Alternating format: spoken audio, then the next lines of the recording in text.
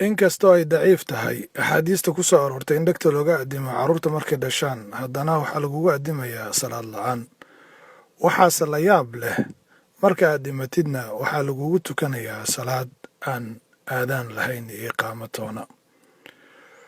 waxaa la yaab leh markaad caloosha hooyada ka soo baxaysay maadan ogeyn ciddii kaa soo saartay.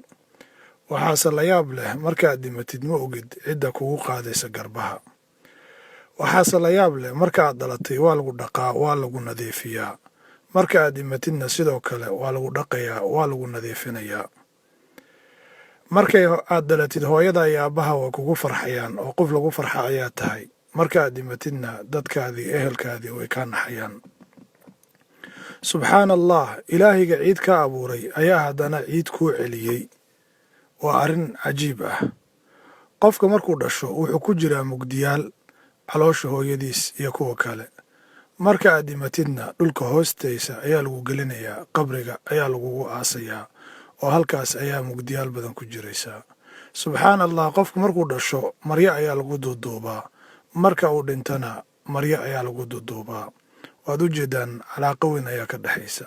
qofka adduunka markuu joogo waxaa la weydiiyaa maxaad soo baratay, maxaad taqaanaa, jaamacaddee ka soo baxday. sidoo kale maalinta qiyaame waxaa lagu weydiinayaa camalkaada muxuu yahay. qabriga keliga ayaa jirtid, qiyaamaha shahaadooyinkii adduunka kuma anfacayaan. haddaba waxaa lagaaga baahan yahay inaad aakhiradaada u shaqaysatid. shaki kuma jiro walaalkayga muslimka ahow, qof kastoo naga mid ah inuu dhiman doono oo geeridu dhadhamin doono.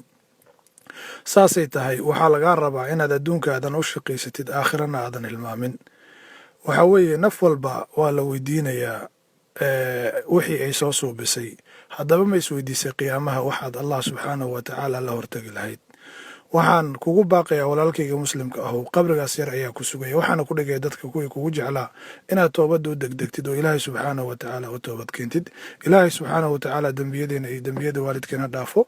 ilaahay ou qof kasta oo mataqaana maqtacaan sii faafiya oo walaalihiisii gaarsiiya oo khayrka la jecelna u dembi dhaaf. xasuusnaada waa walaalkii naasir cadceed oo markasta khayrkiina la jecel. waxaanin xasuusinaya inaad like saartaan bejkayga, islamarkaana aad walaalihiin kale ku marti qaadaan. wasalaamu calaykum waraxmat ullaahi wabarakaatu.